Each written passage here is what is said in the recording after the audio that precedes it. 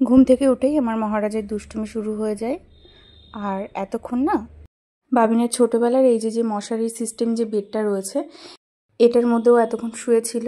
যখন আমি বললাম দাঁড়া ক্যামেরা করব, ঠিক সেই সময় কিন্তু উঠে বেরিয়ে গেছে। বাবিন যেহেতু উঠে গেছিলো তাই বাসি বিছানা তোলার আগে ঘরটাকে আমি ঝাড় দিয়ে নিয়েছি। চলো এখন বিছানাটা তুলে ঘরটা গুছিয়ে নিই। দেখো কথা বলতে বলতে তোমাদের সঙ্গে আমার কিন্তু ঘরটা গোছানো হয়ে গেছে। রুমের মধ্যে কিছু কিছু জিনিস আমি চেঞ্জ করেছি। দেখতে পাচ্ছ বাবিনের পাপা আর আমার যে ছবিটা রয়েছে সেই ছবির নিচে কিন্তু যে ফ্লাওয়ারটা রেখেছি ওটা কিন্তু আগে ছিল না।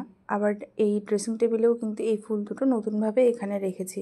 মানে সব জিনিসই একটু উল্টোপাল্টা করে মাঝে মাঝে ডেকোরেশন করলে মনটাও বেশ ফ্রেশ লাগে আর দেখতেও কিন্তু বেশ ভালো লাগে। সোনা এখন দেখছে মোটু পাতলু, আর এইদিকে আমি তো মোটামুটিভাবে গুছিয়েছি। এই দেখো এখানে লোকনাথ ঠাকুরের যে ফটোটা সেটা এনে রেখেছি। আচ্ছা, রোজ রোজ একই রকমের ভিডিও দেখতে নিশ্চয়ই তোমাদের ভালো লাগে না, আমারও ভালো লাগে না একই রকমের ভিডিও তোমাদের সঙ্গে শেয়ার করতে। কিন্তু কী আর করার, যেহেতু আমরা গৃহবধূ, বাইরে সেভাবে যাওয়া হয় না। যদি কখনো যাই তখন সেটা তো তোমাদের সঙ্গে শেয়ার করি। আমি জানো তো এখনও পুজোর কোনো শপিংই তোমাদের সঙ্গে শেয়ার করিনি। পুজোর সব শপিং আমাদের হয়ে গেছে।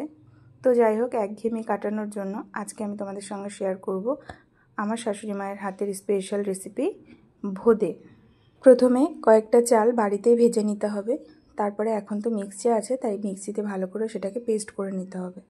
পেস্টটাকে সাইড করে রেখে এবারে অন্যদিকে মামুনি বেশ কয়েকটা কলা এখানে ছাড়িয়ে রেডি করে রাখছে। কলাগুলো খুব ভালোভাবে দেখছো চটকে নিয়েছে। তারপরে এবারে ওর ভেতরে অ্যাড করছে আখের গুড়। যে যতটা মিষ্টি খাবে এই আখের গুড়েই কিন্তু ব্যাপারটা মিষ্টি হবে। তোমরা যে যেরকম পরিমাণে মিষ্টি খেতে চাও সেইভাবে মিষ্টি দেবে। এরপরে এই আখের গুড় দিয়ে খুব ভালোভাবে আবারও চটকে চটকে কলাটাকে একদম পেস্ট বানিয়ে নেবে। এটা কিন্তু মিক্সচারে করলেও হয়, তবে মামুনি হাতেই করে। বিয়ের পরে মামুনি একবার করেছিল আর এবারে কিন্তু সেকেন্ড টাইম। আর বাবিন দেখো এদিকে দুষ্টুমি করছে।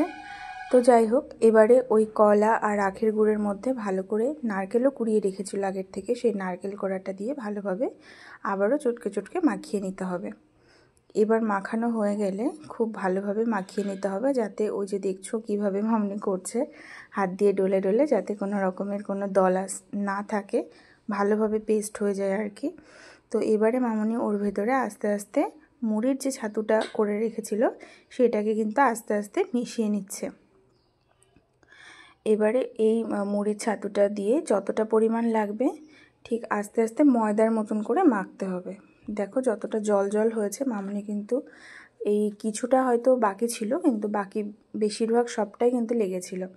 তো দেখতে পাচ্ছ ময়দার মতন মেখে নিয়ে এইরকম ছোট ছোট আকার করে নিলে, যে যেভাবে খেতে পছন্দ করো সেইভাবে করে নিলে রেডি হয়ে যাবে ভোদে। এটা শুনে হাস্যকর লাগলেও এটা খেতে কিন্তু ভারী মজা। বলতে পারো আমার শ্বশুরবাড়ির এটা একটা রীতি যে বিশ্বকর্মা পুজোর দিন, অর্থাৎ যেদিন ভাদ্র মাস যায়, মাস যাওয়ার দিন এই ভোদেটা বানাতে হয়। কিন্তু সেদিনকে বানানো হয়নি, তাই মামুনি আজকে বানিয়েছে। তোমাদের কার কার বাড়িতে এই নিয়মটা রয়েছে অবশ্যই কিন্তু কমেন্টস করে জানাতে আমাকে একদম ভুলো না। টাটা।